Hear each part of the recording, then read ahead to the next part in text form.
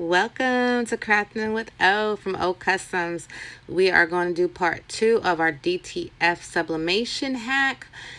And here is a picture that we have picked for this project. Okay, now that our picture's there, we are printing with our sublimation printer. My printer caught the paper right away. There was no need to put that little strip of tape on the end. So it's printing. Now, as you can see, now that the print's out, it has streaks on it. Not bad for the first try. I expected it. So I'm definitely going to adjust those settings and try to print out a few more. But knowing me, I'm still going to put that DTF powder on there. Why? Just because. I'm not wasting it. So we have it. Let's sprinkle it on. Let's get it going.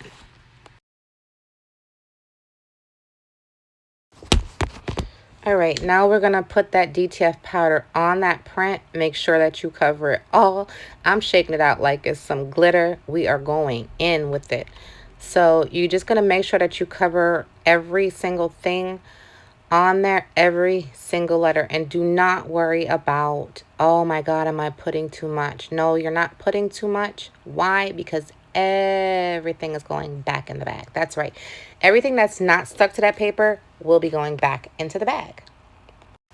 So now we're just going to take the paper, we're going to gently pick it up, and we're going to kind of roll it back and forth, kind of go back and forth with it to make sure that it is really coated. And you just want to do this a few times, like I said, to really make sure every crevice is coated with it. And dump it. Bam, bam, bam.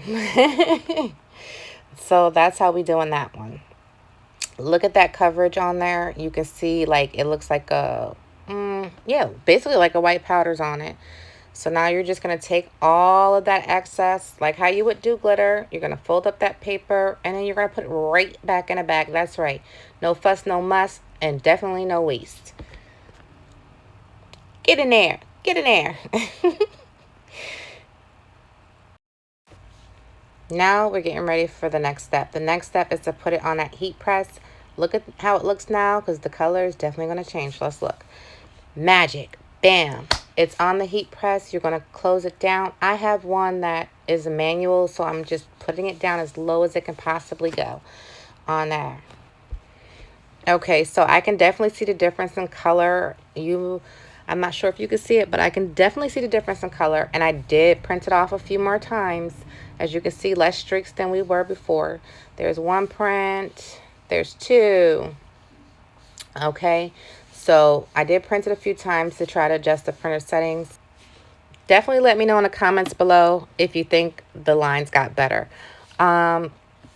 But we are heating up the Cricut heat press so that way we can move forward and get this tote bag pressed. Yes. Okay. The tote bag that we are using is 100% cotton, so this is not a polyester bag. Let's get it pressed. Uh-oh.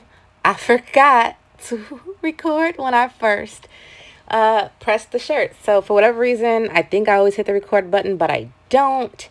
I do that a lot, so you might see some of these other bloopers. But anyway, I pressed it down. So now I'm just cooling it down because this is something that you're supposed to cool down before you peel. So this is supposed to be on a cold peel. I'm impatient, so I am using my cooling block. Okay.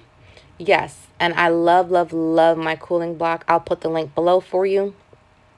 Look at that. Oh my goodness. Look at those colors. Yes, it worked. Oh, wait a minute. And it feels so good. It is in the bag. Okay, literally in the bag. Wait a minute. Yeah, that's like a double saying because in the bag. And it's in the bag. The ink is in the bag. Now we're going to use their yellow parchment paper. But that's what you're supposed to do after. But I don't know how I feel about their paper. Why? You're going to see in just a second. All right, we have put it on for their allotted amount of time. Okay, let's pull this baby up. And now you are going to see why. Do you see this paper? How many times do they really expect me to use it? That's a no-go for me. A definite no-go for me. Do you see how it bubbled up? Do you even see how it took off some of the ink? I don't need that, and neither do you. So we're going to try it another way in a second. We're going to flip this bag over, and we are going to try it with the other print. But God, this bag feels so good. It's crazy. Who knew? This is a definite try for at least bags, I know. All right, let's flip this puppy over like a pancake and get started on the other side. And as we're doing this, keep in mind that this is not a polyester bag for sublimation. This is a 100% cotton bag that we're using. Okay, so we're just going to repeat the process all over again. Yes, I'm still using the Cricut heat press. No need to go get the big boy out and use that. I'm using the Cricut heat press even though the other one's on. But only difference with this time is I actually hit the record button. So here we are. We have video to show. That's me applying pressure because you're supposed to apply pressure. And it's the only way to do it with a Cricut heat press. I don't know how many of you out there do this, but I do. And if you do it, let me know in the comments below. No, seriously, let me know in the comments below. Oh, wow. Okay, it still looks good. I am liking the color that's showing here. Okay, only thing I do see is some lines that I didn't see in the first one. And I think it's just the way I heat press it. I don't know. The other side, let's check it out. It did come off some on the paper, which is to be expected kind of because of sublimation, and it got heated again. So we're just going to cool this down like how we did the other one. Remember, it is a cold peel. So let's just cool it back down. And let's see what happens. Let's get that peeled up. Okay, you can see where it's missing out a spot. Oh man, that sucks. But you can see it, but it's still smooth. It still feels really, really good. It is definitely in the bag. Okay, so I mean, everything else is going for it, except for that one little piece that you see where it's missing. Look at that. But it's in the bag. Look at how it's in the fabric. There we go. So instead of using their paper, we're going to use regular old, good old-fashioned, regular parchment paper. I'm not sure if it's Reynolds or if it's Dollar Tree brand, because it depends on whatever I can get my hands on. Okay, so what I did notice is that a little bit of the ink still came up, just like with the other one. But the paper didn't bubble, of course. So, I mean, their paper and regular parchment paper seems pretty much to be almost even in that capacity. Okay, so that's the first side of the bag. Looks good, feels good. Second side of the bag.